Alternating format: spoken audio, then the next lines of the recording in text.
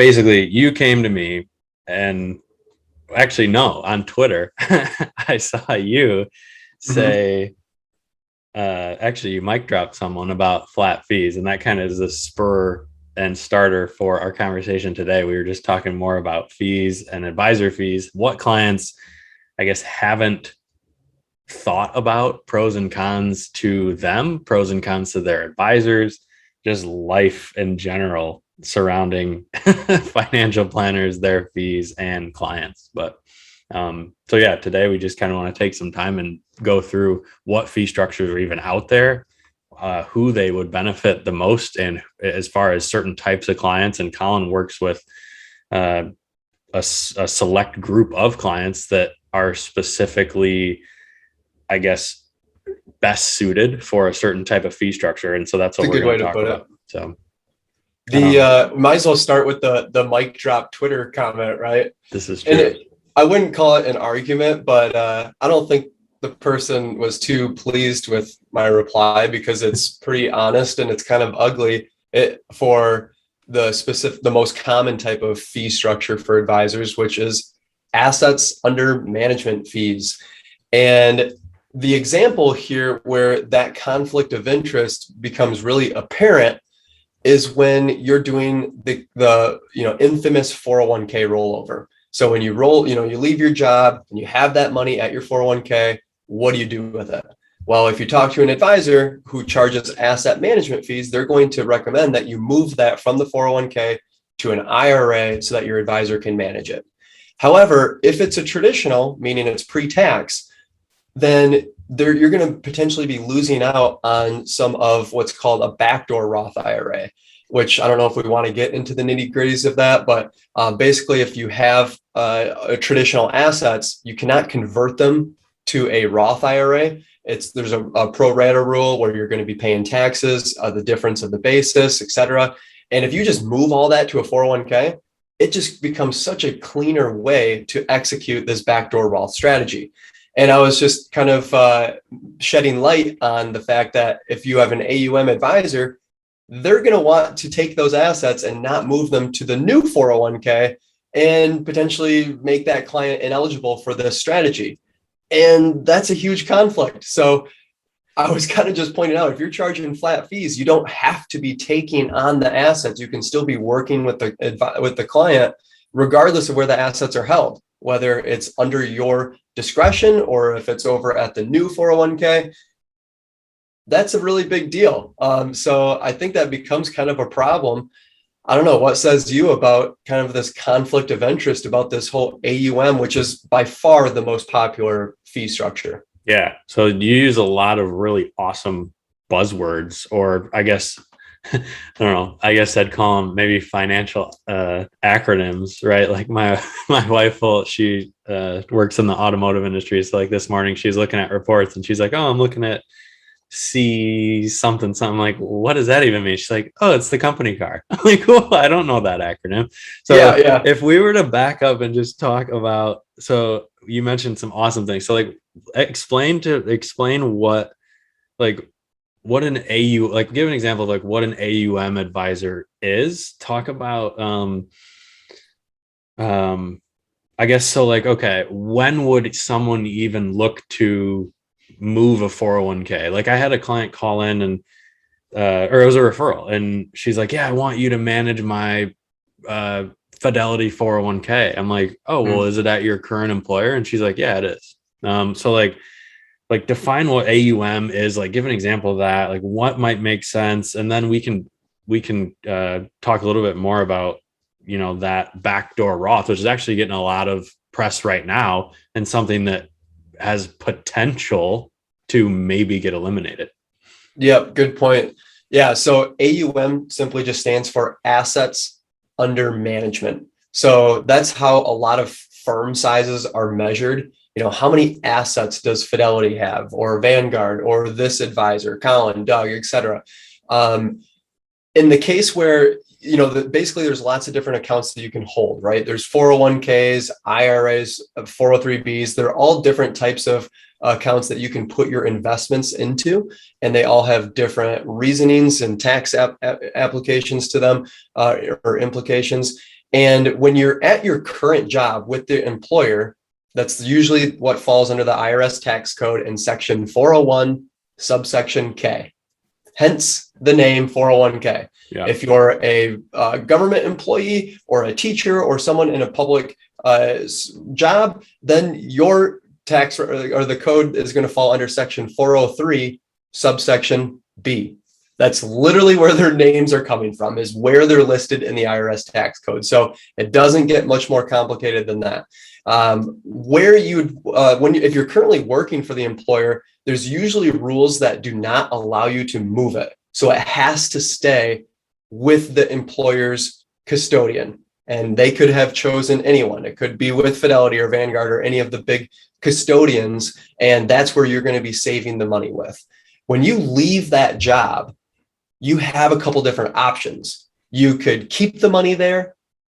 You could move it to a third party and actually change it from a 401k or a 403b with your employer and move it to the infamous IRA, which just stands for Individual Retirement Account, or I believe it's actually arrangement, but account makes more sense. So IRA, Individual Retirement Account. And if it's in your IRA, you can do whatever you want with it. You could move it to any custodian. You could move it to a robo-advisor. You could move it to Colin or Doug and have them manage it for you, or whatever advisor you want, or do it yourself.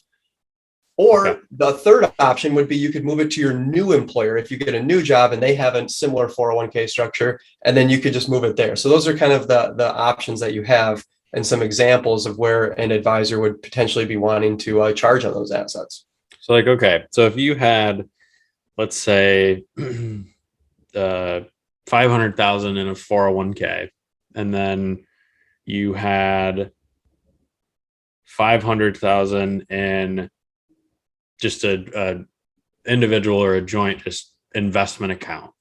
And so, like, let's say I'm the client and I go to the advisor, and let's say that you're just a classic AUM, assets under management fee advisor. What assets would get billed, right? Like, would I get billed on $1 million, even though I'm still employed at that company? Would I like, and if so, like the classic percentage, might be 1% or something. So how would that work? So you're only going to be billed in most cases, or at least the assets are withdrawn from the accounts that your advisor has management over and has a partnered custodian with. So if the assets go to your advisor, those are the fees, those are the assets that the money is actually going to be withdrawn from. And I think this is where kind of my biggest beef with the whole AUM, asset under management fee structure, comes from, is that the fee is so hidden. It's so kind of unclear of what you're actually paying in dollars, because you're going to be telling your client, hey, the market average is around 8-9% or 7-8-9%, whatever you want to use as your baseline for the plan. I'm only charging you 1%. And you're like, oh, okay, I grow by 8, you get 1. Let's just grow the assets and we're going to kind of grow the fee together. But when you really break it down to a dollar amount, 1% of 500,000 is $5,000. And then if the market doubles like it's supposed to, or has historically over a 10-year period, now you have $1 million. And that 1% has now gone to $10,000.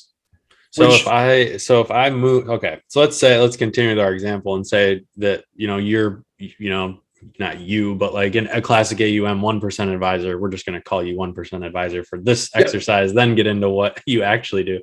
But like, if you bill 1% in that same case where the total assets that this client may have is $1 million, but 500 and 500 just split, and Mr. 1% would charge 5,000. It's my understanding that at certain companies, they also are unable to give any advice on the 401k dollars too. I've heard that from just advisors at other companies, but like, let's say that me, the client, left the job and now there's $1 million, and you did, or the client well, let's say, well, you'd be Mr. 1% AUM. So you might say, hey, Mr. Client, it totally makes sense. You have more flexibility, this and that, to do it in your IRA or to roll this into an IRA. Then how would that get charged? Is it, if it's still the 1%, what would happen there? And is it twice the amount of work to manage twice the amount of assets? Fantastic point. This is a payday for your advisor. When you have, moving money from the 401k to the advisor's managed account. In your example here, you have 500,000 with the advisor, 500,000 in the 401k. Their fee is literally going to double overnight. Which, does that make sense? Is the work going in actually twice as much? In most cases, no, it's not. And I think that's really where the big issue that I have with this AUM structure is that it's really kind of arbitrary of how much work that you're actually putting in. And that's not really, for me, I'm not trying to say that people shouldn't be charged $10,000 for managing $1 million, because maybe that client has a ton of complexity and you're actually saving them a boatload in taxes in different ways. Perfect. That's a really great relationship.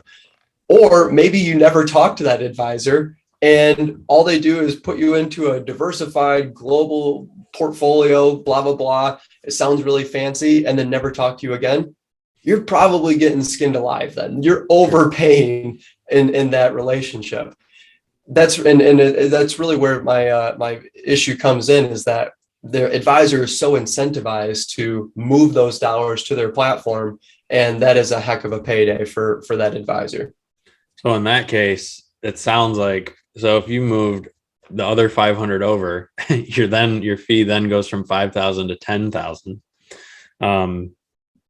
You may or may not get the same amount of, I guess, work done, or same amount of meetings, or whatever. And it's really interesting. Like some clients, even clients with larger estates, in my experience, some of them have just been like, look, I know that you're doing a good job behind the scenes. Let's just check in a couple times a year, and that is good enough for them.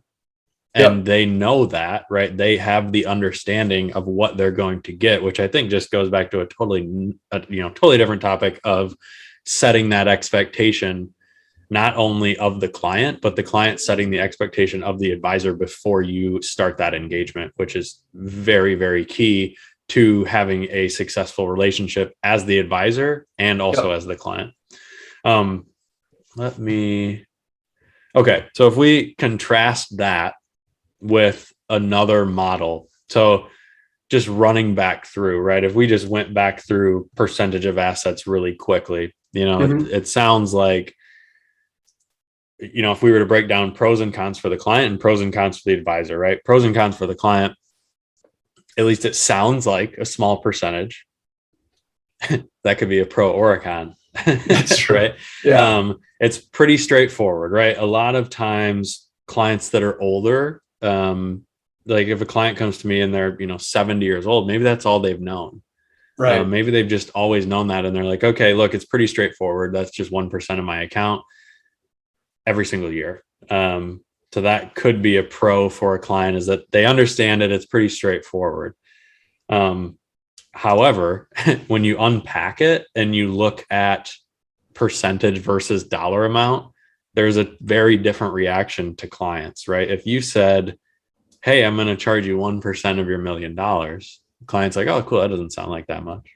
But if you said, hey, I'm going to charge you 10 grand a year, they would think about that very differently. And the brain, thinks about it differently psychologically. As far as cons for the client, if you look up percentage of asset fees over the long term of a portfolio's life, they generally are the most expensive option and have the most drag on the overall net worth and investment asset amount that a client would have. Wrapping up this topic or this subtopic of fees, pros for the advisor, it's a great inflation hedge. In fact, if the market goes up, that 8%, like you mentioned, that's what the advisor's income goes up. Exactly. Your fee is going up with the market. Yeah. I mean, we talk about the market doubling every 10 years. So does the advisor's fee. Yeah. I mean, what an incredible business model. I mean, it's really quite honestly the best of all time. Yeah. Like that's it. And that's the pro. Yeah. It's the highest generator of revenue for the advisor. Yep. One thing that we haven't talked about yet regarding this is, and it could be honestly a whole show, is how the client perceives that percentage fee. And it could be, again, back to expectations, is does the advisor set that expectation of their advisor, of their worth to the client based on investment performance? Because a lot of times that is what that percentage fee can do, is really make the client perceive that that's all that matters, is what happens with the performance of the investment account, instead of focusing on outcomes in their financial plan.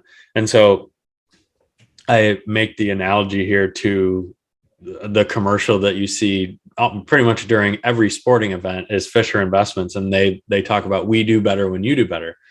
And that is true in the sense that their fee increases as the account increases. But what that may do is tie the worth of the advisor to the market, which inevitably is something that advisor cannot control. And I actually got a slide deck sent to me about, a tactical investment strategy where they literally say, look, we have indicators that tell us when the market is going to go down, and then we move to cash. And they're, among other things, tax related, just as far as this specific client had a taxable account, which is, again, a whole nother nightmare to think about. Colin and I don't personally subscribe to active approaches and, hey, let's go out and beat the market. However, flawed or not, as far as tying your advisor's performance to the market, which again is something that the advisor cannot control. People literally think that, the percentage of asset fees that goes higher or lower depending on market performance, it might be a value add because it might make that advisor invest in something magic that outperforms the market. But I think you actually either tweeted or had a TikTok video about it this week. Something about boring investments? Yeah. So yeah, what was the take on that? I can't remember, but I absolutely agreed with it. So we're both a fan of Carl Richards, The Behavior Gap. Basically, he wrote an entire book talking about why the market averages around 9% per year, but the average investor only averages around 4 or 5%. Like, what gives? Mm-hmm. People are like, oh, it must be fees. Yeah, right. It is fees, no doubt. But really the biggest thing is people's behavior.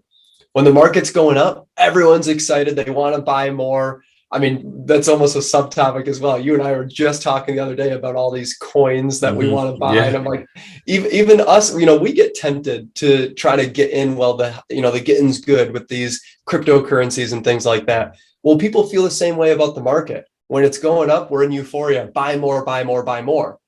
But then when it goes down, it feels like it's never going to end and you're losing money and it's terrifying. It's scary. Your first reaction is do something. Well, What can you do to stop it? Get your money out while you can. So really, if you kind of take a step back, what you're doing is you're buying high and you're selling low. And that is just the opposite of what you're supposed to be doing in effort to make money. And that is based on bad investment behaviors.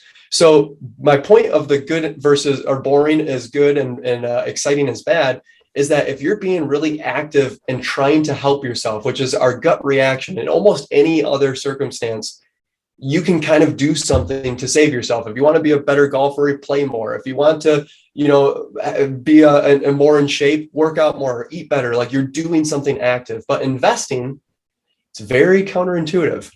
If you're hands-on and you're doing more, tons of research has shown that you're actually likely to be performing worse.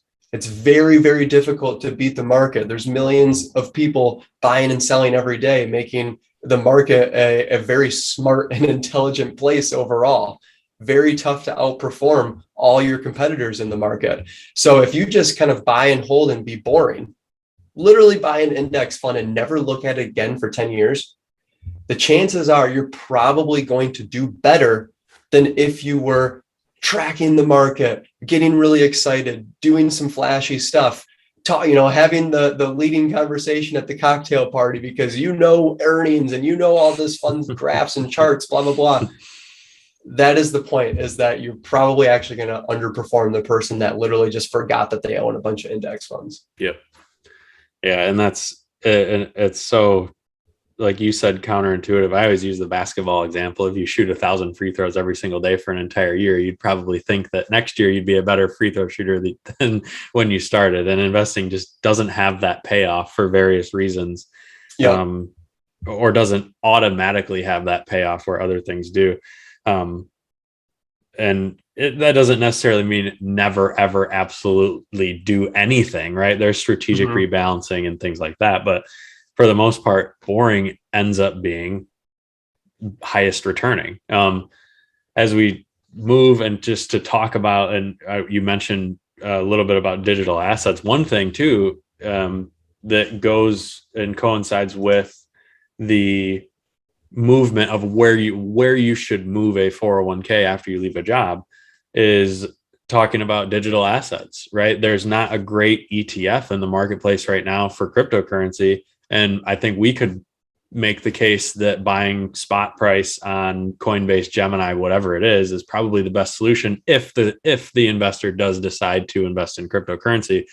Sure. Well, the advisor doesn't bill on that if that's not on their platform. So that could be another thing. If an advisor says, hey, digital assets, we want to allocate X percentage to that of your total portfolio.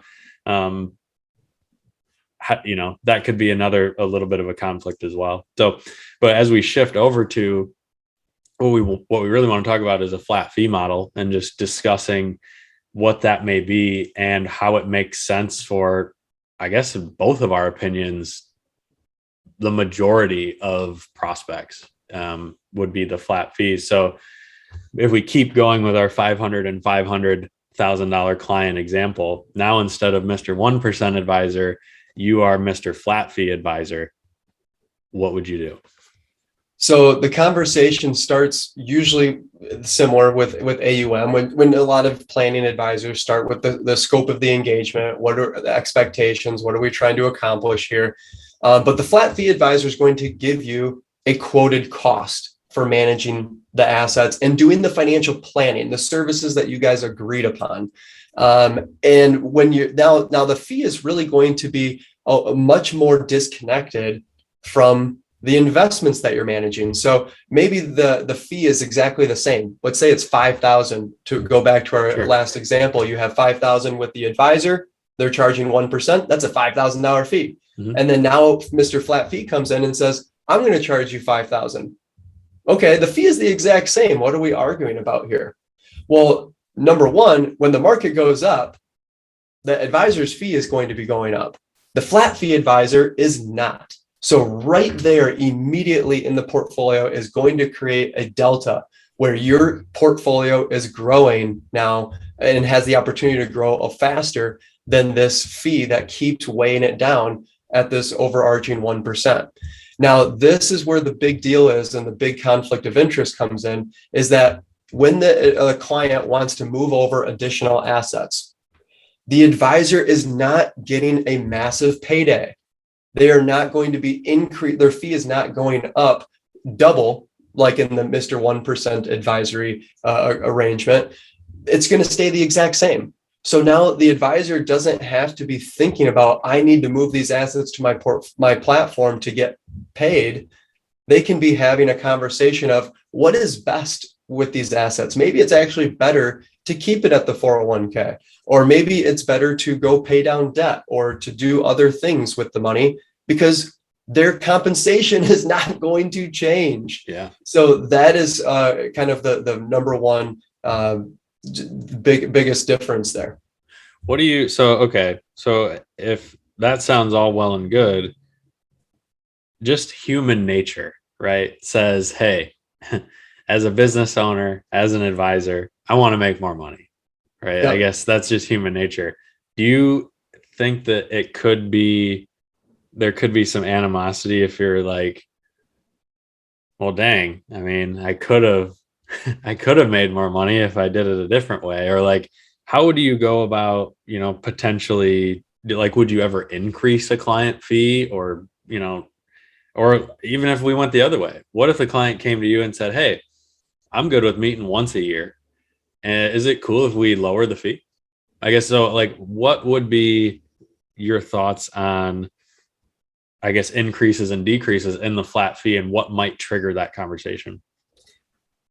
That's such a good point. And I think that that topic gets brought up a lot more with flat fees because you're quoting the client in a dollar value instead of in this percentage, in my opinion, kind of sneaky way. I mean, what if they stay Um, with you for 20 years and you're still at that $5,000 mark, where in 20 years, that could be like a $3,000 fee, or feel like a totally. three. So, and in 20 years, maybe they've gone from 1 million to 4 million I as think far as assets. there's absolutely a case to be made that the services are going up. I mean, the advisor's getting smarter.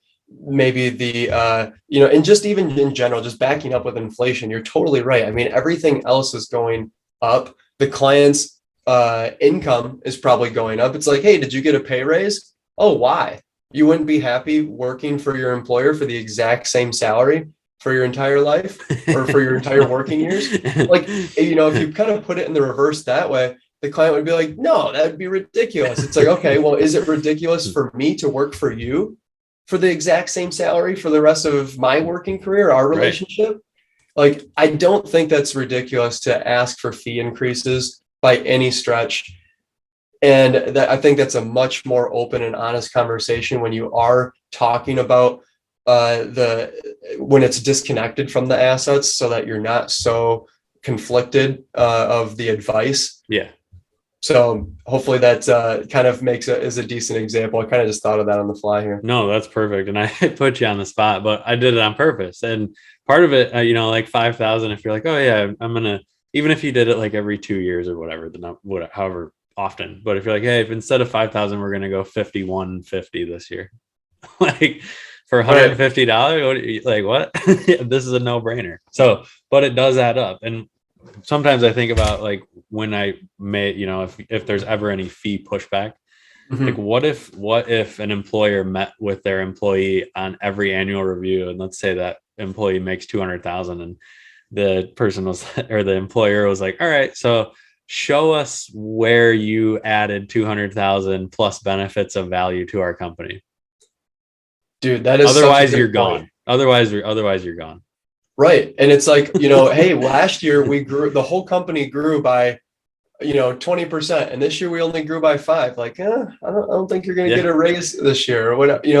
And I think that that is kind of true to a certain extent, but there's I guess how that translates to the advisor relationship is that you and I are not really huge fans of, changing the fee every single year. I don't think anyone really is. So No. some years you're going to be meeting with the client more. Some years you're going to be meeting with them less. On average, the goal would be that the client can look at that fee and say, yeah, I'm really excited about that. I feel confident in the plan. I feel like I'm getting good investment performance. I'm making good decisions. I'm sleeping better at night. Whatever your reasoning for working with that advisor, as long as that's holding true, then we should probably be talking about fee increases as your income and your assets grow, Sure. and just kind of a more sustainable way. I don't think it needs to grow at 9% like the Right. market grows. And I'm not going to lie, man, getting vulnerable here as a business owner, saying no to that AUM fee is freaking It tough. sucks. Yeah. It sucks. It's Yeah. really hard. I think it's what's right, and it allows us to actually work with different types of clients, which I think we'll probably get into in a second here. So that's kind of also a business strategy, but it is really tough leaving all that additional dollars on the table, to be Yep. honest. I think out of my entire book, I have quite a few flat fees. If I put that onto an AUM scale, And I think on average, that AUM scale would be like somewhere between 0.5 and 0.6, as far as, if that makes sense. Like, my revenue divided by total AUM comes out to about, 0.5, 0.6% instead of that one, or even more. Like if you look at the average fee, it's actually, I think it's even higher than one, but whatever.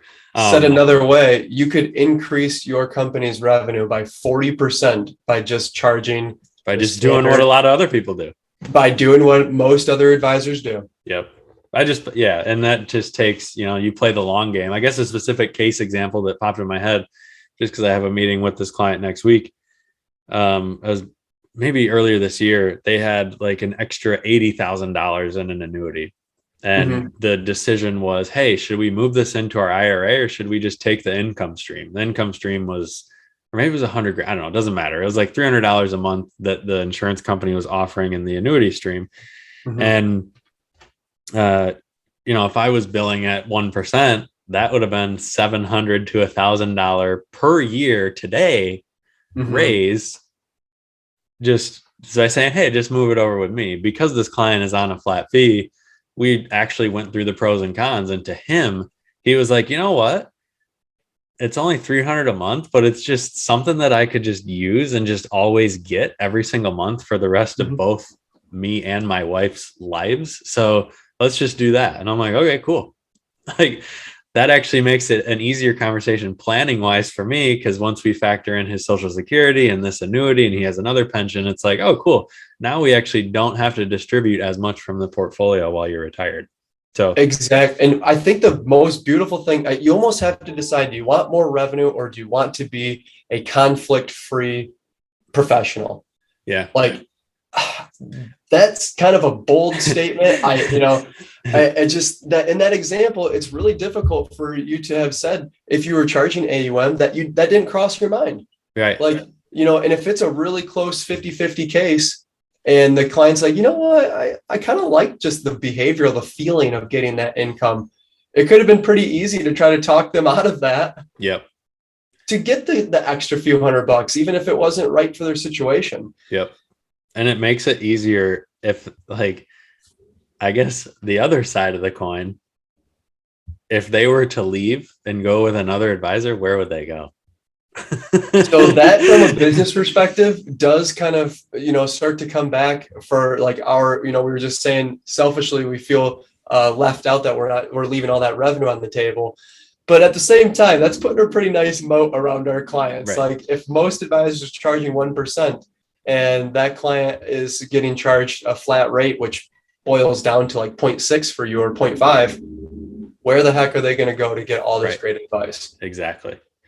So we wrap up flat fee, and if you have anything else to add, you can absolutely do so. But just looking at, again, same thing that we did for AUM or assets under management fee, but looking at flat fee, pros and cons for client, pros and cons for advisor, and who it might be a good fit for. Pros and cons for client. Pros, know absolutely exactly what you're going to pay every single year. Cons for the client. I actually have gotten this one time where a client said, well, if my account goes down, you still get paid the same amount. And so then that was it was a prospect that would go back to setting the expectation for that relationship and how you tie your value to that portfolio. Because a lot of times, actually, in my opinion, every time we're really looking for those clients that will be long-term good fits rather than someone that's going to just say, hey, I want to hang out with you for a couple hours, which we're going to talk about that hourly compensation model. But, I've heard that as a negative. Pros for advisor, steady revenue flow, which is great. Cons for advisor, no built-in inflation protection as far as fee increases. And so that's something, again, back to setting expectations that you have to do with the client. And then the value adds, right? And it's not that this model is conflict free, but the value add, it's pretty damn close. It's close. But value add is the advisor feels comfortable to recommend any solution to the client.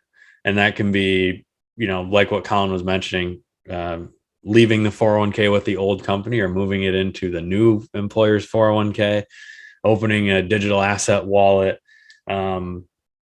It could be that annuity example that I gave. I mean, it could be a lot of different things. Anything that you want to include or add on flat fees, or like who, like, obviously you do this a lot. So like, who would be a client or your niche or a client for you that you think would benefit the most from a flat fee structure? I have two clients. One are clients that are sick of paying 1% on $1 million because 10 grand is a huge fee to pay every year in perpetuity. Yeah. It really is. And that's just day one. Yeah, depending on, you know, the services that they're getting, of course. So I have a lot of clients that come to me and say, I'm sick of paying 1% AUM. I love the flat fee. And then the other side of it is clients that maybe don't have assets yet. Now, this is kind of a blue ocean of clients that maybe have been almost shunned out of traditional financial planning, traditional asset management style, because they are, we actually have an acronym for them called Henry's, which is high earners, not rich yet. So it might be a younger couple that are each making a great income and they have lots of questions. Do we buy a house today? Or, you know, how does our budget change when we do buy a house? What should the mortgage rate be? How much should we put down? Should we pay down debt? We have kids. How do we save for their retirement? Or, I mean, for their education? How do we save for our retirement? Do we pay down our student loans instead of saving more? We also want to go on a vacation every now and again. Like, there's all these different irons in the fire, and they really don't have the assets to just be charged on a 1% model. So, for example, if there's a client with a great income, and they're just starting to save, there are no assets to manage for this AUM advisor. They literally can't work under that model. So this flat fee arrangement is just literally like a subscription fee. Instead of paying your Netflix subscription, you're paying your financial planner. Sure. And that's a really cool way to be able to access the ability to work with young people that still have complicated issues. So so I'm just thinking about pros and cons and conflicts and things like that. If we just break down conflicts with just the most simplified definition, any dollar, well, this is the perception, right? Any dollar that's taken from the client and deposited to the advisor, therefore lessens their assets and net worth, and that could be considered a conflict. Yeah. So, however, we are not in the not-for-profit business. So there has to be some type of profit generated. I'm just thinking about, okay, on that $5,000 or, you know, whatever the fee minimum is, you know, how would that, so like what type of client, like how would they do that? Like, because somebody that makes, you know, $180,000 household or whatever the number is, $5,000 is a lot of money. How would we go about charging them to make it worth it? So that's completely up to the client, of course. Some of the ways that I've done that is trying to measure it against their income. So usually if their income, my fee is less than about 2 to 3% of gross income, there's usually a pretty identifiable ROI, return on your investment, of working together, because we're going to potentially be saving you a couple percent of your income in taxes, or getting 1% or 2% better in your investment performance by making sure you're not making silly mistakes, or that you're using the correct tax advantageous accounts, or that you maybe you're not buying a product that you didn't need because it was sold to you by an advisor trying to make a commission leading up to the next fee structure here. That's really up to the client's idea. I think that's where finding a flat fee advisor that's best for you. There's a lot of them out there, like especially with XY Planning Network, where they're willing to work with you for just budgeting, and it's maybe $100 a month. For me, I charge $4,800 a year, so that's $400 a month. maybe you don't need my services. Okay. That's okay. We can still be friends. But that's kind of, I do help clients try to make that business decision. I often say to clients, I don't like to pay for things I don't need, and I don't expect you to either. So let's just have an open and honest discussion about if we're going to have a win-win relationship here. I think that's an important distinction, because a lot of times people that I've talked to, they feel that pressure from the advisor that the advisor needs their business to succeed. And so you kind of take that different spin on it, where it's like, look, you're not going to have a good time working with someone that feels miserable about working, or your fee, or working with you, or whatever. One sec. Yeah.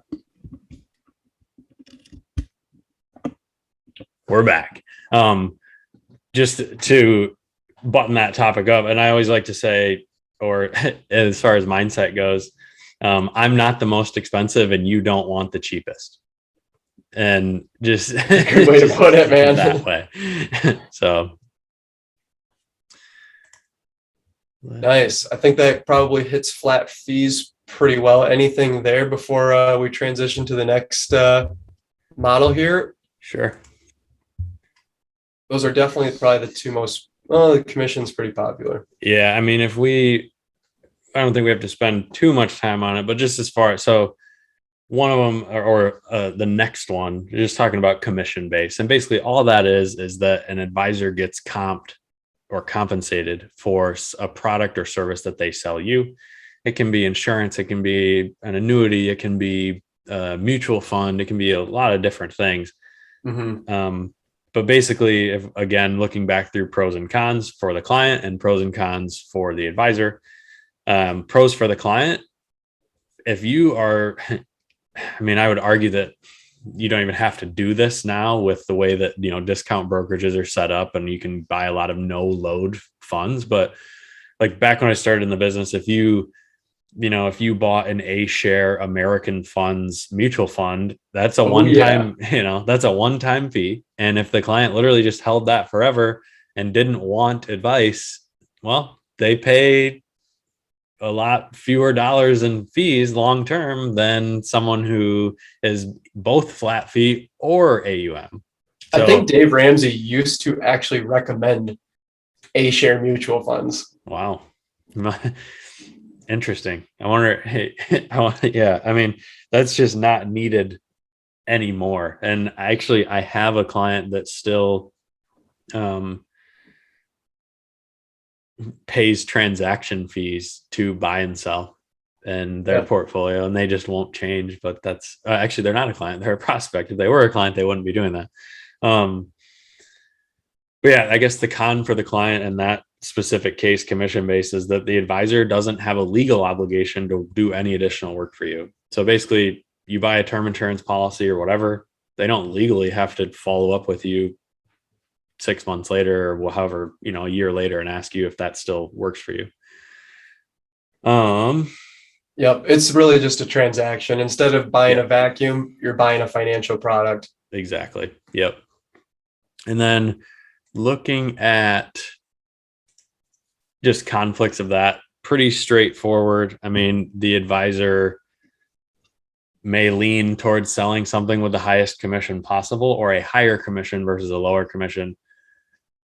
It just, if you're okay, one point we wanted to make through this episode is you do have freedom to make your own decisions. So if you're going to go that route and buy something, you might need it, first of all. So it's not that commission based are like totally bad, but it's just make sure that it is correct for you, and have an idea of what that advisor might get paid, just so just more knowledge to that point. I mean, the huge conflict there, think about selling the vacuum example. Let's say you're someone who needs to go into the store and you're trying to find something to clean your hardwood floors, and you really need something to get them shiny. You probably need a mop, right? Well, if you go to the vacuum store salesperson, They're not going to tell you that. They don't get paid to recommend you to go buy a mop. They need to sell you a vacuum. Right. So they're going to be pitching you whatever they can to sell you the vacuum.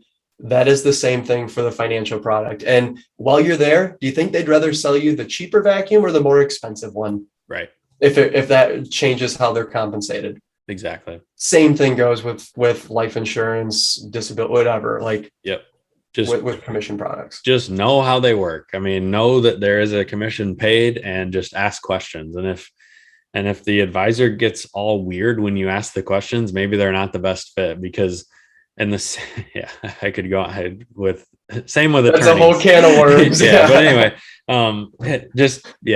again, you have the ability to decide whether or not to A, work with someone, and B, you just, how you want your relationship with an advisor to work. So just know how they work as far as different models are concerned and go from there as far as different business models. So I don't really want, unless you have anything to add, we can hop forward to the last fee model and then we're going to wrap up with just talking about examples of what clients might be the best fit for what models. Yeah. Shifting to hourly. So this one is gaining traction because it might be attractive on the surface to clients. Do you do any hourly planning? And if so, what have been your takeaways from it? I used to when I first got started and was really looking for anyone that would be willing to pay me, quite frankly. And that's a much lower hurdle for someone to say yes to. Mm-hmm. So that's kind of a nicer way to, gain some credibility or get some clients in the door. I respect the hell out of this model because I think it's very transparent. It's probably one of the best models out there. But one reason I don't like it is that I found that clients would try to maybe cut corners or try to a la carte the conversation. So for example, my first meeting when I meet with people is a priorities and goals meeting. And I'm asking them like the George Kinder life planning questions. If you were to have all the money in the world, what would you want to accomplish, et cetera, et cetera. Really trying to get to know the client. I would just feel really like kind of sensitive to their time. And I'd be really self-conscious with the client, maybe being like, hey, this isn't what I paid you for. But to me, that's so important in a long-term relationship and building out a great financial plan. That's kind of I guess to answer your question, I do not charge that or offer that service anymore or that fee structure, although I still think it's a great one. Yeah. And it's absolutely easier for people to digest that. And when you said that, I was thinking of a hybrid approach. So one thing, meeting clients virtually, especially initial meetings, clients are like, oh, geez, I just met this person. Now they want to charge me 10,000, 5,000, whatever the number is per year. Mm-hmm. And I mean, how do I even know, you can send a sample plan, but that still doesn't really give the client an idea. And so I was thinking about it more of a hybrid, like, okay, what if you said, all right, I'm going to charge you the equivalent to whatever that annual fee would be and on a monthly basis. And we're going to start with, I don't know. I'm trying to think because if you said $400 a month and then they'd be like, oh, we're 3 months in, we've met X amount of times. Now I'm gone, which I've had that happen before. So, if the objection, maybe that objection as far as, oh, well, I really don't know. I can't make a decision on a $5,000 or $10,000 fee because I just met you. Maybe that it needs the advisor to circle back to their value proposition. But one way I've kind of gotten over that is that I don't charge the whole fee up front. So I do charge quarterly. So 4,800 is 1,200 per quarter. So 1,200 to get started. And then every 3 months after that. And I tell the clients, I am not the cable company. I am not here to put you into a contract. If you really feel like this is not what you're not getting the value, this isn't what you signed up for, you can leave at any time for any reason. We'll still be friends. It's okay. Okay. And so you don't do a year, the first contract they sign is a 12-month contract. No, it is. I always kind of put the fee, because I do put the fee in terms of an annual arrangement. So, they're signing the engagement at 4,800. Okay. It's just billed quarterly. And I tell them, you can leave, and it's right in the contract with a written notice. But at the same time, like if they call me up, like, look, I'm going to honor that. Maybe just need an email just for a paper trail here. But that's what I make that very clear for clients, especially when they're like thinking about the fee and like that. There may be a lot of my clients are it's their first time working with an advisor, so they really don't know what they're going to get. So I do my best to create a lot of content that shows what a financial plan is and describes what I'm doing. So that it's coming up less and less often, but that's one way I've kind of gotten around that big hurdle of, gosh, this is a lot of money. Am I going to receive the value? Sure. No, that's a good point. I guess, I was just trying to think like what would be like if you said, hey, let's start working on an hourly engagement for $300, $400 an hour, which, oh, by the way, is going to be more than if you just sign the flat fee engagement. And then just said, look, if we decide to work together, on the flat fee engagement, then we'll just switch over to that. I was just thinking of like maybe a hybrid strategy. That could be a good way to get someone in the door, and maybe be open to learning who you are. How is this going to work? I definitely wouldn't call that a dumb business model. Yeah, I was just popped in my head because I wanted to bring it up. If we look at pros and back again to what we've been doing for the other fee models, if we're looking at pros and cons for client and pros and cons for advisor for hourly. So pros for the clients, I've seen in the past, like, and I will still do this. I probably do maybe 1 or 2 hourly engagements per year. And it ranges somewhere between $300 and $500 an hour. And it's good for one-time questions. Like I had a guy who was like, look, I never want you managing anything. I just want to see what he literally used it. I want to see what a Monte Carlo percentage is for my plan as it currently sits today. I'm like, all right, whatever. Okay, cool. And I didn't even try to go after his assets or anything. I'm just like, okay, like I just treat this as like a side hustle income.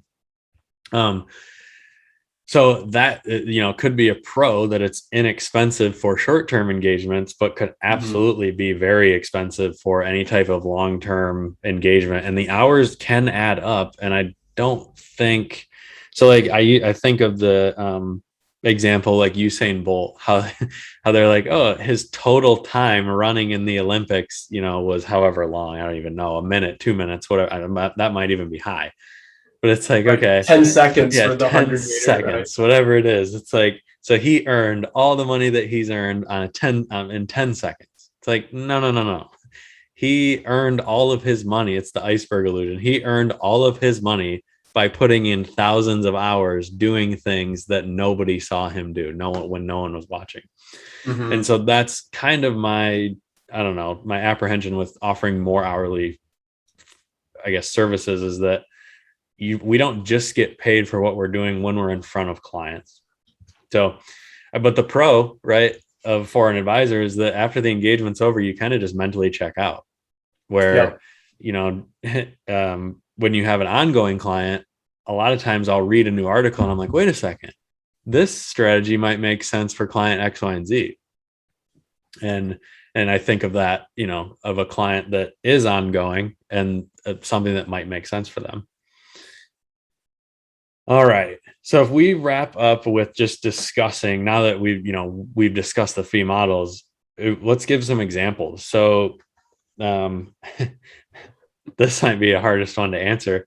Who might a percentage of assets fee be the best for? I do struggle with this one as a pro because the flat fee model, I think a lot of clients would maybe incorrectly assume they have to pay that out of pocket.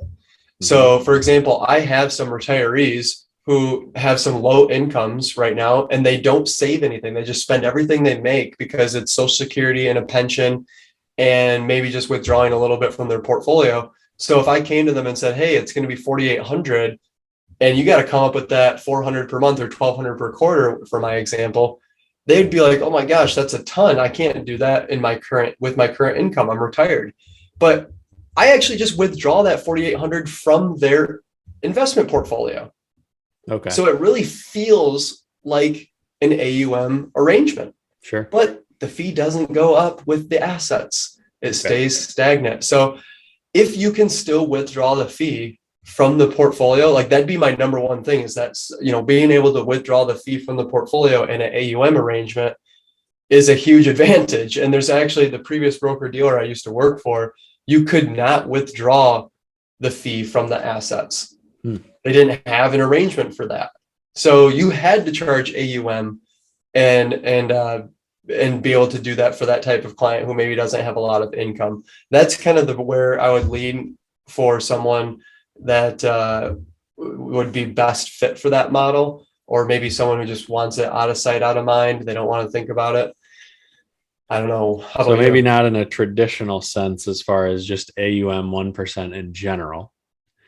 But what I'm hearing you say is that you can take a hybrid approach in terms of logistics with AUM versus flat fee, and you can bill that flat fee out of the account similarly to how a 1% fee would be billed. Obviously, the dollar amount, though, each month or quarter would stay the same. Yep. So it sounds like the best fee or the best fit for that type of model, I guess we could call it the deduction from account model, is someone with assets. Yep. Someone with assets that are, if we remember back from the beginning of this, not in their current employer's 401k. Yep. So if we build onto that, what type of model would you use for someone that has $1 million in a 401k? They're on the cusp of retirement and they still have 5 years though, and they want planning now. And knowing that your minimum is 4,800, what would you do? That'd be really easy. Honestly, I'd charge them the 4,800. They'd pay it out of pocket. Okay. Until they retired, and then they'd have the option. If you want to move the assets to me, great.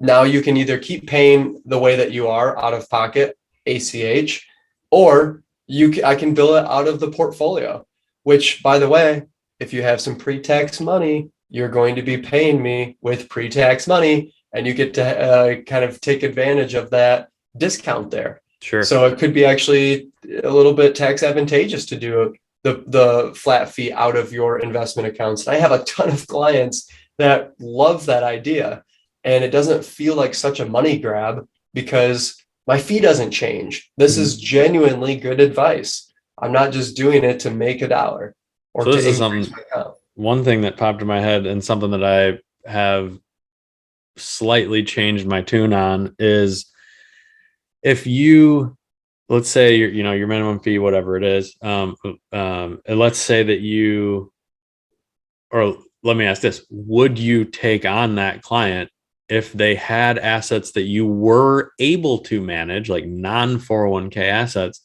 but that they still wanted to DIY and manage themselves? Would you take that client on? I would, and I have clients like that.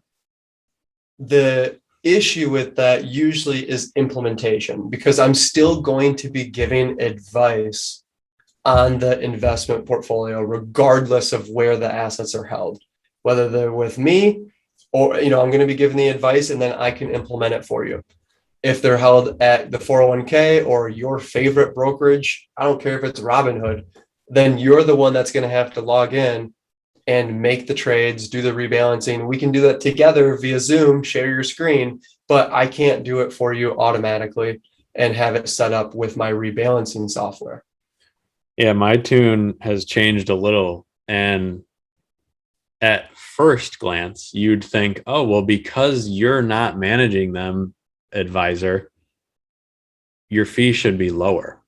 And it's actually the opposite, because it's more work for us to make sure that account stays aggregated to whatever software we're using, make sure that the trades are done correctly, whether are you going to use a market order or a limit order, and that is where it becomes tougher. And I've shied away from that now, where if the client does have assets being that are able to get managed, I prefer them to be on our platform so that I can see things, especially taxable accounts and things that have more tax sensitivity to them. And so that was just a question that popped into my head. And just, like I said, at first glance, to the client, they're like, oh, you should charge less. No, we should charge more, because it's way more work and way more tedious and way easier to make mistakes. I think that's honestly a mic drop point. Like, that is so true. You're not even managing the assets. I want to charge, you should bill me less. No, Right. this is way harder. I can't do it on my own time. Now we have to schedule a meeting. We have to share screen. I have to learn your platform. How does this even work? Every platform is different. Yep. So much more difficult than us doing it on our own time or when it's convenient for us. And in some cases, automated. Yep.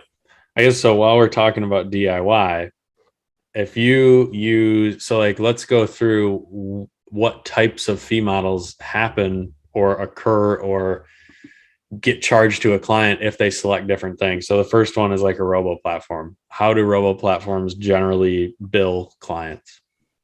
Usually it's an asset under management fee. So a very popular percentage is like 0.25%, 25 basis points, or a quarter of 1% is the most popular ones, like Betterment and Wealthfront, what they're charging. There's a few others out there as well. I think Vanguard might have a solution now. I don't know what theirs is, probably somewhere in that ballpark. But that is really, I think, just for simplicity. Okay. They're like, look, if you're just coming here to have the trades, usually that covers the cost of the transactions and the rebalancing and the reporting, and that's what you're paying for. Which what if you have someone that is like, I'm totally comfortable making trades. That's totally fine. And they're like, yeah, they just open a account on any custodian, Schwab, Fidelity, TD, Vanguard, whatever, and they want to buy Apple stock. What would they pay? I think, they would probably just be paying transaction fees on whatever custodian that they wish to use. So you can go open up an E-Trade account, a Robinhood account, Schwab, whomever, that offers just a platform for you to be trading on, just a brokerage account. And you can go on and DIY all day long, buy and sell as much as your heart desires. There's nothing wrong with that idea at all. Quite honestly, it's probably the most cost efficient way to do it. Yeah. But what's your time worth and what's your mistakes worth? Right. And that's a big thing. I think a lot of those discount brokers, like if for, S&P 500 companies and all ETFs and stocks, or most of them, they don't really have a ton of transaction fees anymore. However, you don't get advice. And that's one of the biggest things. And so again, back to kind of that free will, or, what do you value in the relationship, is talking about, how to think about advice and the expectations of what you get from an advisor and how their fee model is set up so that it can work for you. So again, breaking down as we just wrap up, if we break down everything that we've talked about so far, the first one was AUM, or asset under management fee, which generally will charge a percentage. The common industry one might be 1% of a client's portfolio that they manage, not the current 401k assets, only assets outside of that. Second one, we talked about flat fee. And that can be billed, like Colin mentioned, from the client's account if the advisor manages it, or they can get paid out of pocket. And that's a flat fee that is agreed upon by the advisor and client, and that just gets paid for by the client for services rendered from the advisor. Another one we talked about was commission based. You have a transaction, and the agent that sells that product gets paid. The customer gets something for that. And then the last one we talked about was hourly, right? Very straightforward there. You get paid by the hour for working with clients. And when you're not meeting with that client or sending a follow-up email, you're not doing anything for them. Yep. Any other final topics that you want to discuss as we wrap up? I think we kind of nailed it for the fee discussion here. Lots of different models, lots of different options here. I completely understand when clients are a little bit confused. It's taken us years in the industry to really wrap our mind around every one of these and become an expert. But I think if you took one thing away from this as a client or as a prospect or just someone looking to hire a financial expert, is to understand how they get paid. If you really understand it and you can convert it to dollars and you're good with that, you have made a huge progress and leap forward. I think that's probably above and beyond even CFP or whatever firm that they work with. If you understand how they get paid, that's going to really help and understand the incentives behind that. Perfect. Last question so who would be the most ideal prospect for you and how would you bill them? They're going to be billed $4,800 for couples and $3,600 for individuals. That's at least where the fee starts. It does increase based on complexity, which would be like tax filings and things like that. But most clients are at or around really close to those dollar amounts. And really two different clients. One are the retirees who are sick of paying 1%. And two are high income earning professionals who maybe have not saved up assets or their assets are held with the 401k or they're held with their employee stock purchase plan or some privately held company. Those are fantastic clients that really don't have the opportunity to work with AUM advisors, and they are welcome here. Awesome. Cool. Well, thanks for joining this episode, Colin, and we will catch everyone next time. Thanks for having me.